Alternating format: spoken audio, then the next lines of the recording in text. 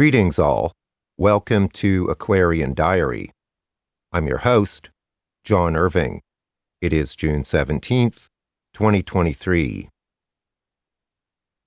I want to talk about something that came up in a chat I was having with someone, and it pertains to the paradox of paradigms or dimensions of reality. And I think this is something that a lot of us in the spiritual community struggle with. There are certain aspects of three-dimensional reality that literally do not exist on higher dimensions. Things like strife and war and hate are simply not part of the higher dimensions, and yet they exist in three-dimensional reality here on Earth, currently at least. And so there's this great paradox where we live in the third dimension and we are exposed to and observe all kinds of activities and forms of behavior that are relative to this dimension. I know this personally because I have had transcendent experiences where I have experienced the higher dimensions while being in the physical. This is what the whole concept of transcendence means.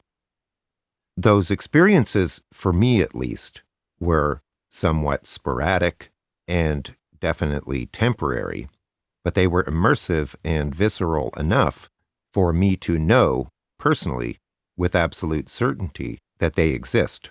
And I've had those kinds of experiences, too many times to count. So in other words, what is true here in the physical dimension is often not true in the higher dimensions. There are some people who will have no clue of what I'm talking about, because it certainly appears that some people have never had those kinds of experiences. So to them, what I'm describing might sound completely whimsical and fantastical, if not even absurd.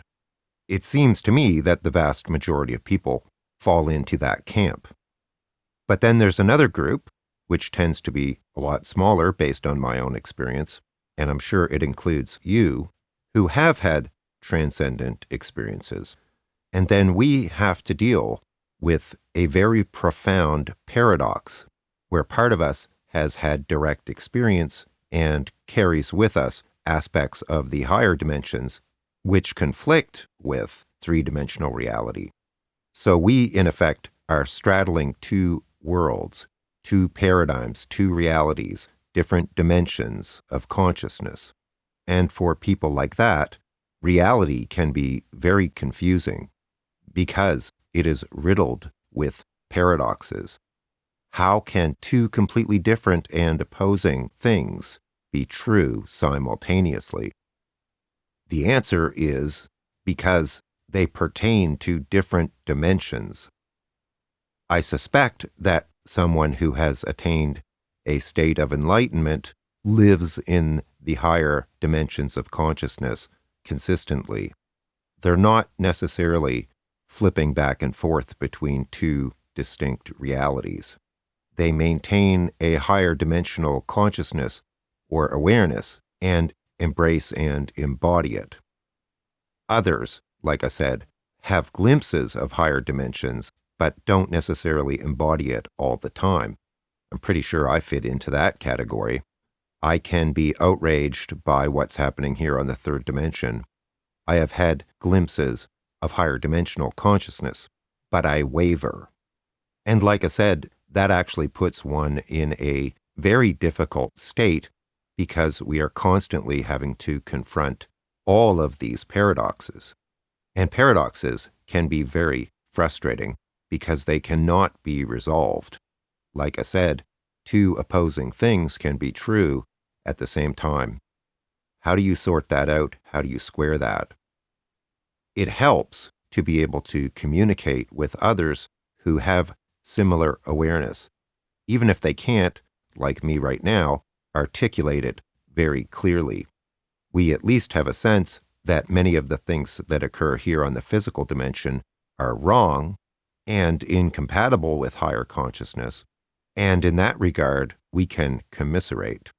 Nonetheless, we still walk through reality with this sense of unease and apprehension, and even sometimes revulsion, because we know that on some level, all of this is just wrong. So like I said, there's no clear or easy or straightforward resolution to any of this. It just is.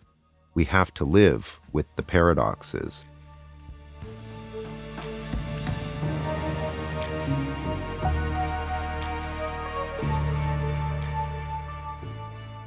This brings me back to the whole question of how people who are existing in a much lower level of consciousness could possibly make, on a mass level, a shift into higher consciousness.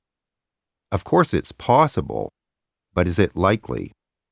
There are certain realities and attitudes that are simply completely incompatible with higher levels of consciousness. The energies reflected by lower levels of consciousness literally cannot exist on the higher dimensions. There is no place for them there. Failing any kind of radical or major shift in consciousness, or some completely unprecedented mass awakening, they are just incompatible. So what are the implications of that? How does Earth shift into a much higher level or vibration of consciousness, yet maintain these dramatic paradoxes? I don't see how it's possible, personally. It just doesn't make sense to me.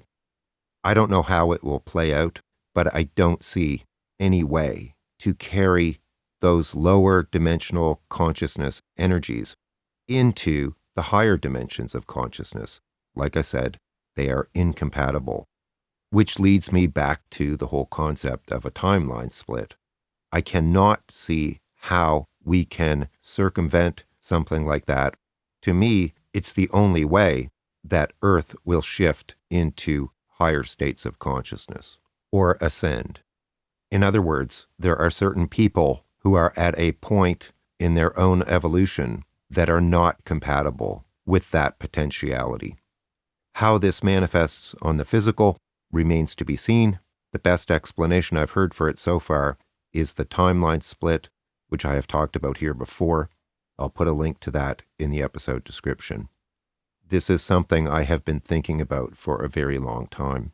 Incompatible realities manifesting in our current world as intensifying levels of polarization, which I have also talked about here before. I just can't conceive of any other avenue for this to occur.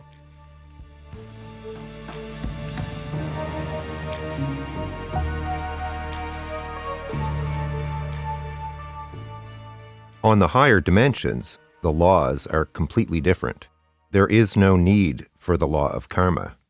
Beings or organisms do not have to kill and eat each other to survive.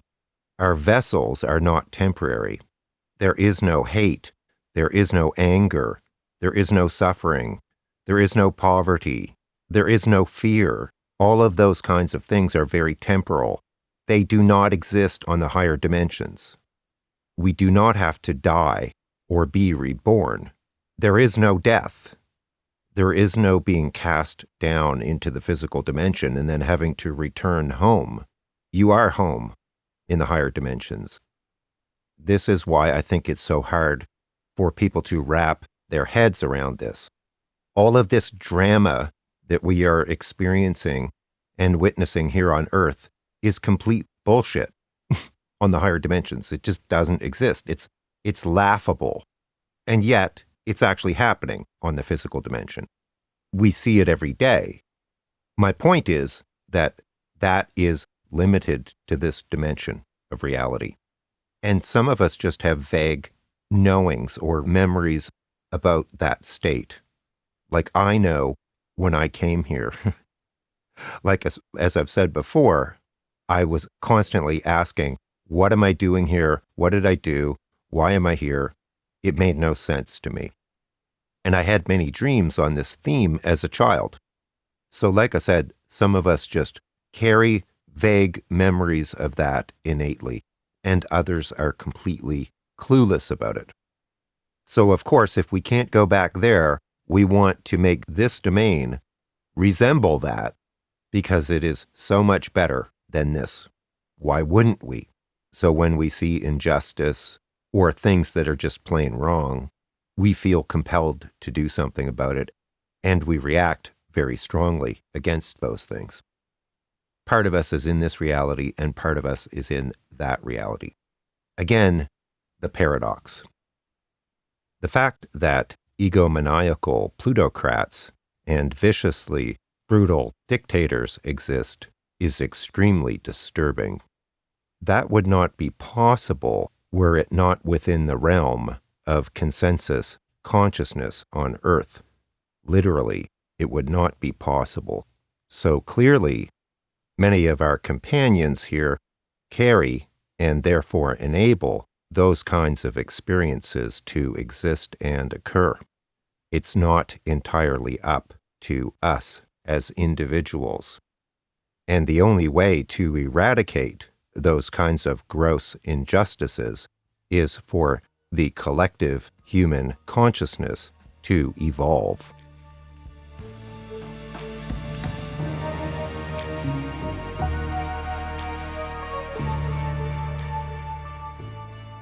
On a completely unrelated matter, you know how everybody uses those ridiculous, over-exaggerated video thumbnails on YouTube?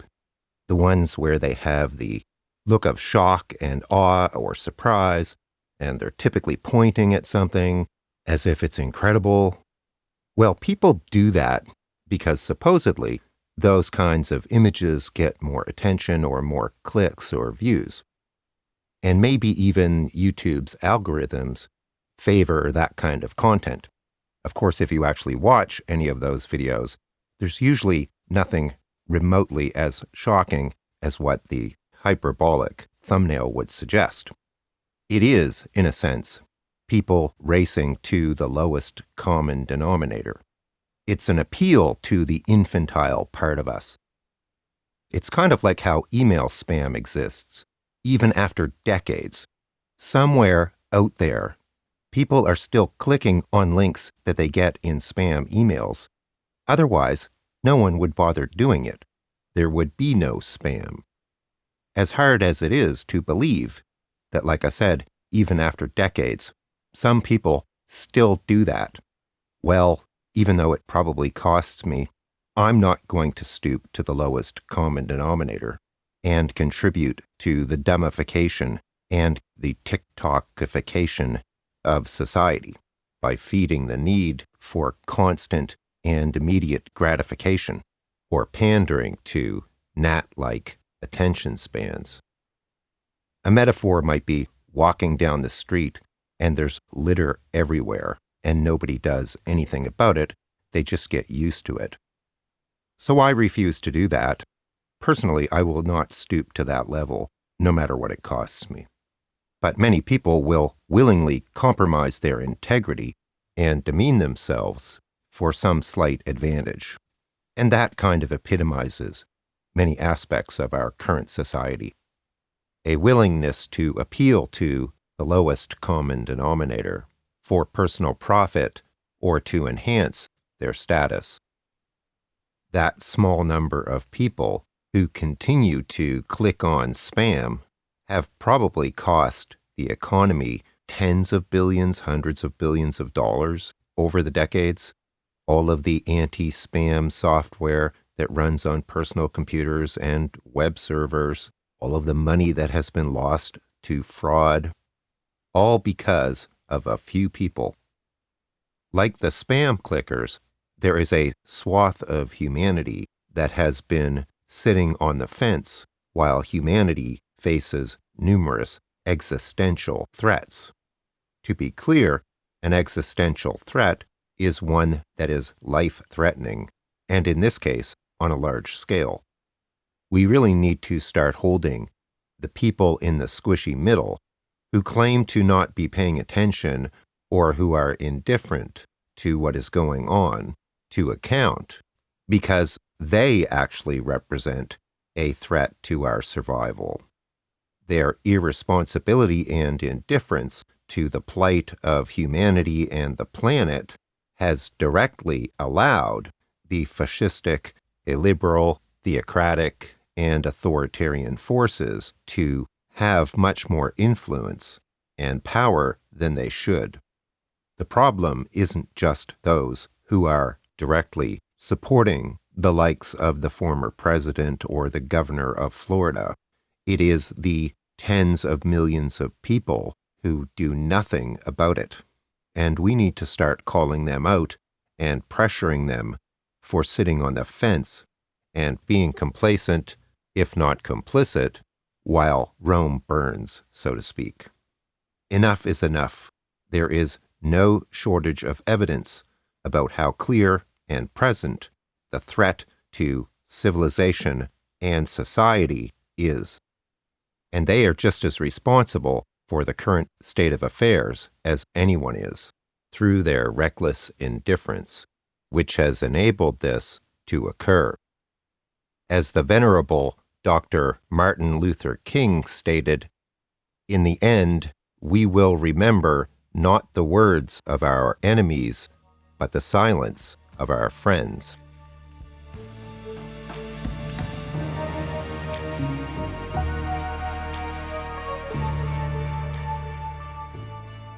I'll put links in the episode description to any related content. And if you're interested in a reading with me, I'll put a link to that as well. Many sincere thanks to everyone who supports me, especially my YouTube members. Thank you very much. Take care, all the best, and I'll talk to you again soon. Bye for now.